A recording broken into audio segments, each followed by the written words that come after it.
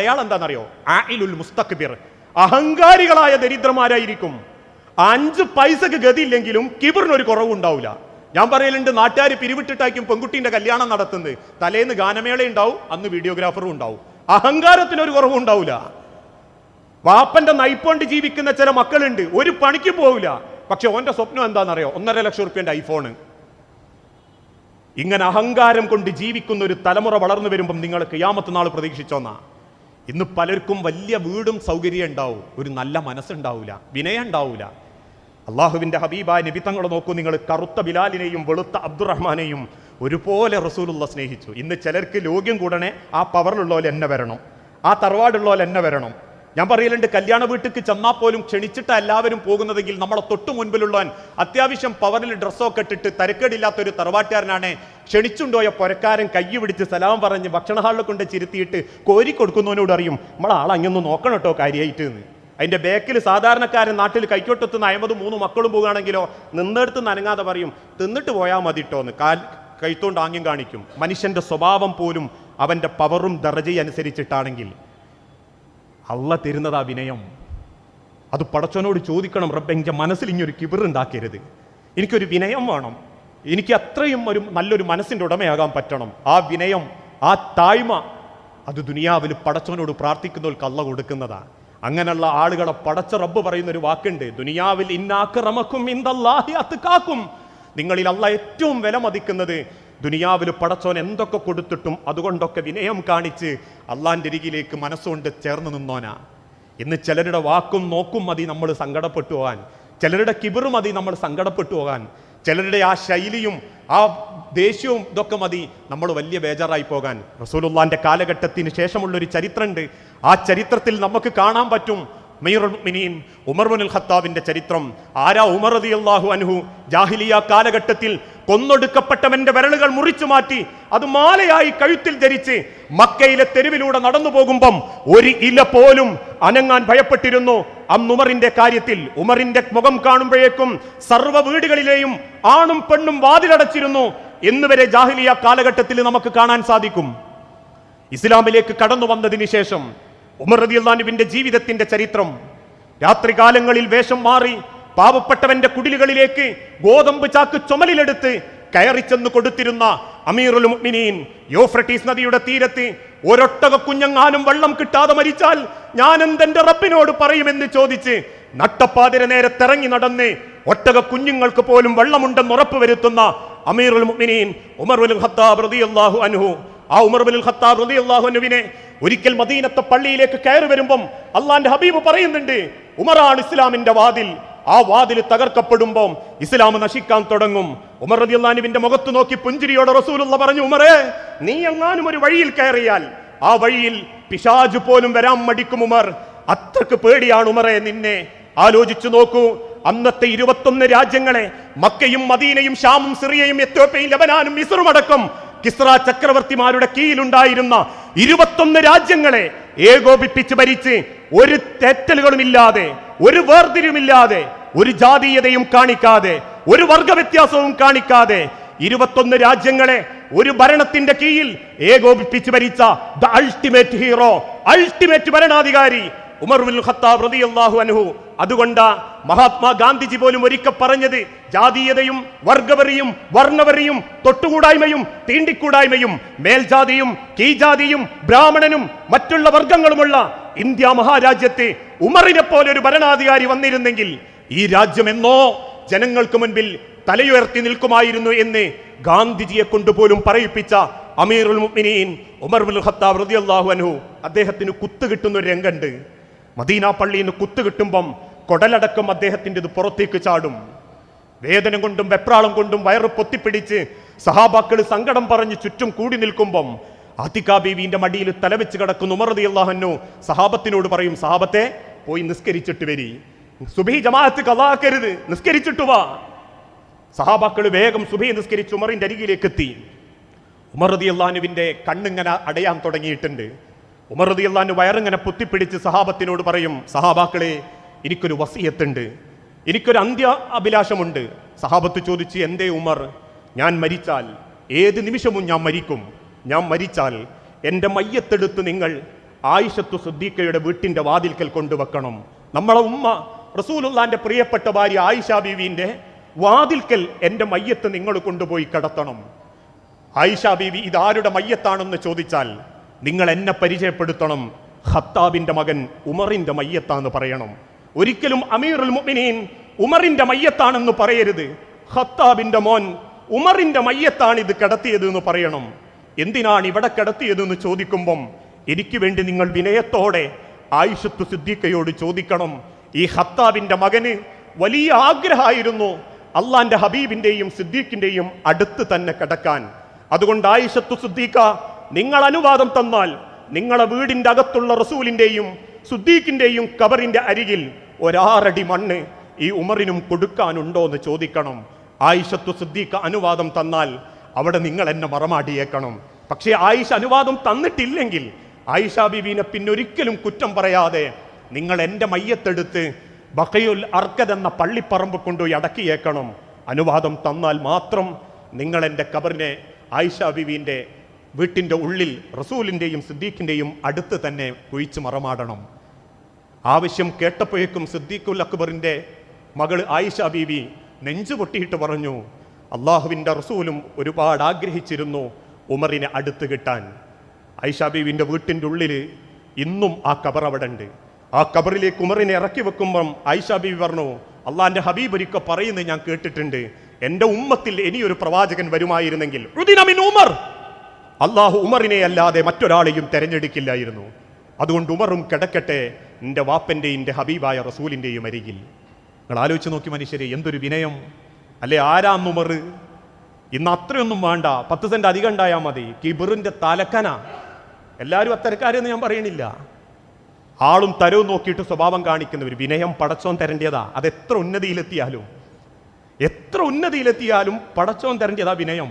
അള്ളാഹിനോട് ചോദിക്കണം, റബ്ബേ എനിക്കൊന്നുമില്ലെങ്കിലും വിനയം തരണം, വിവേകം തരണം. 4-മത്തത് വൽ ഇനാ, പടച്ചോനെ ഐശ്വര്യം തരണം. ഞാൻ അവസാനിപ്പിക്കുക. അള്ളാഹു വെങ്ങി തരുന്നതിൽ ഐശ്വര്യം തരണം. 1 കോടി റുപ്യ പടച്ചോൻ തന്നാലും ഐശ്വര്യം ഉണ്ടാവണമെന്നില്ല. ഇന്ന് പലർക്കും അതേ ഉള്ളൂ. അത്യാവശ്യം പൈസ ഉണ്ട്, വലിയ പൊരണ്ട്, ലക്ഷറി കാറുണ്ട്, സ്വൈര്യല്ല. എത്ര ആളുകൾ ആ പരാതി പറയല്, എല്ലാം ഉണ്ട് ഉസ്താദേ, പക്ഷെ എന്തോ ഒരു സ്വൈര്യല്ലായ്മ, ഒരു സമാധാനമല്ല മനസ്സിനൊന്നും.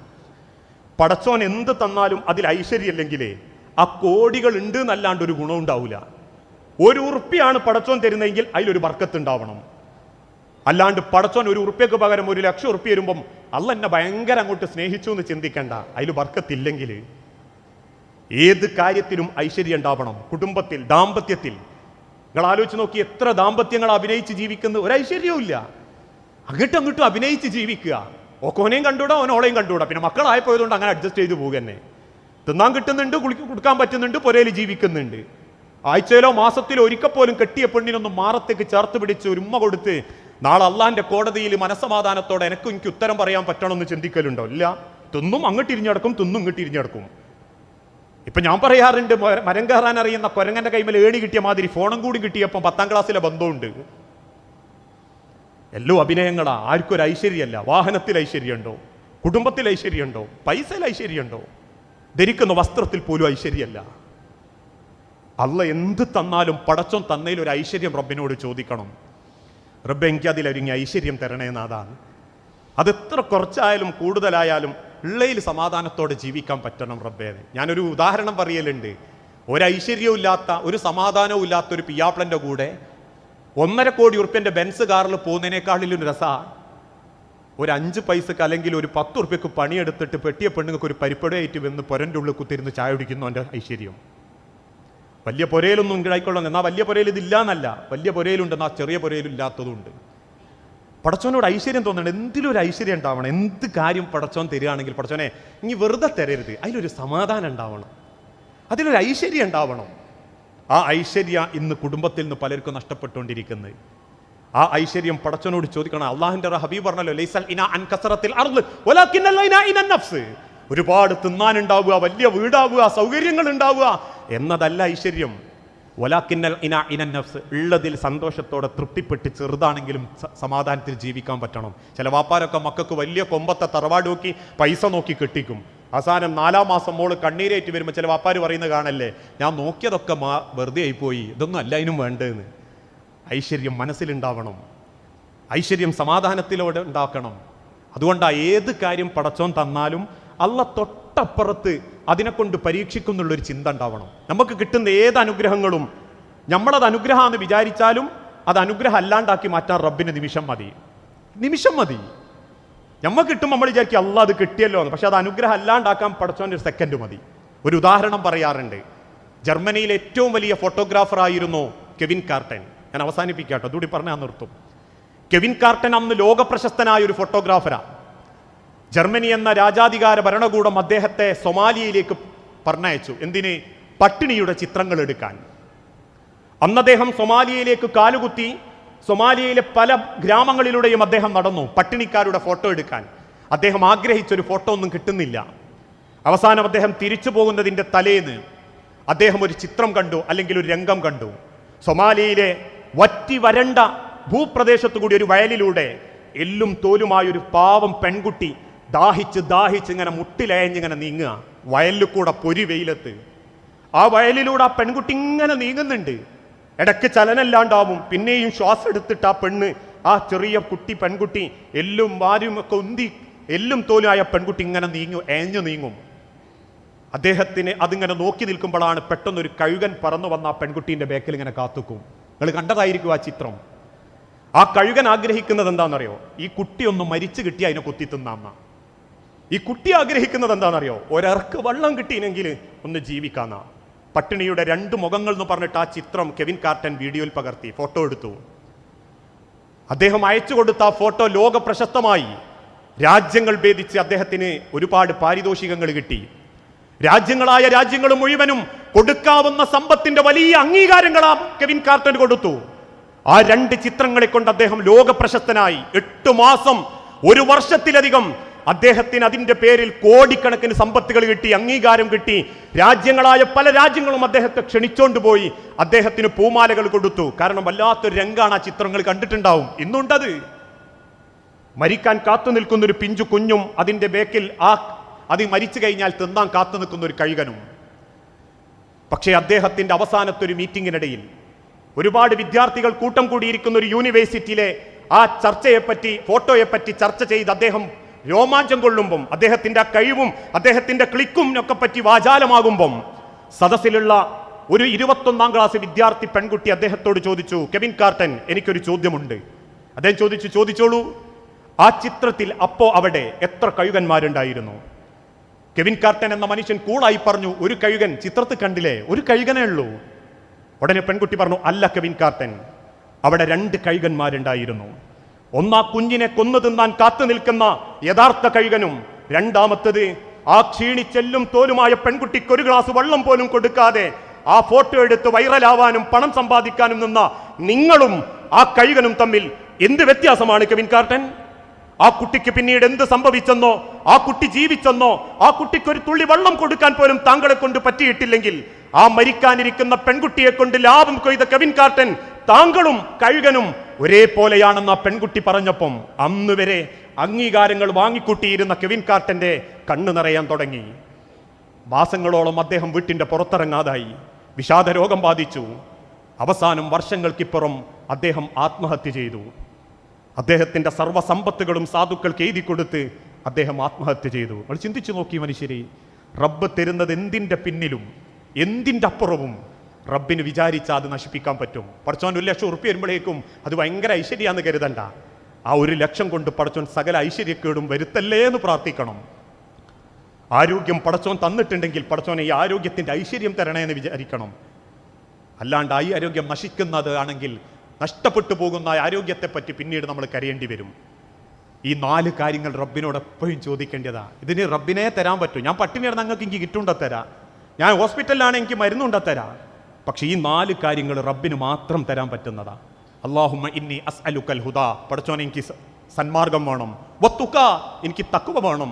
വൽ അഫാഫ, എനിക്ക് വിവേകം വേണം, വിനയം വേണം. വൽ ഇനാ, എനിക്ക് തരുന്നതിലൊക്കെ ഒരു ഐശ്വര്യം വേണം. ഇത് 4ഉം പടച്ചോൻ തന്നിട്ടില്ലെങ്കിൽ ചിലപ്പോൾ നിസ്കാരവും നോമ്പൊക്കെ ജോറായിട്ട് അങ്ങനെ നടക്കുന്നുണ്ടാവും, തക്കുവേ ഉണ്ടാവില്ല, ഒരു കുന്തവും ഉണ്ടാവില്ല. അതങ്ങനെ ഒരു യാന്ത്രികമായിട്ട് അങ്ങനെ പോകുന്നുണ്ടാവും. കയ്യെട്ടുന്നുണ്ട്, സലാം വീട്ടുന്നുണ്ട്. ഇതിലിപ്പോൾ എന്താ ചെല്ലിയെന്ന് ചോദിച്ചാൽ അള്ളാഹു ആയാലും തറാവിക്ക് നിൽക്കുന്നുണ്ട്, 11 കഴിയുന്നുണ്ട്, പകുതി ഉറങ്ങി എണീറ്റ് പോകുന്നുണ്ട്. എന്തൊക്കെ ഇപ്പം മൊയിലാർ ഓതിയെന്ന് ചോദിച്ചാൽ അള്ളാഹു ആയാലും. റമദാൻ ഇപ്പം 22 ആയല്ലോ, അൽഹംദുലില്ലാ 22 ആയി, ഇനി ഒരു 6 എണ്ണം കൂടി 8 എണ്ണം കൂടി അല്ല ഉള്ളൂ എന്നുള്ളൊരു സമാധാനം ഉണ്ടാവും. അത്രേ ഉണ്ടാവും.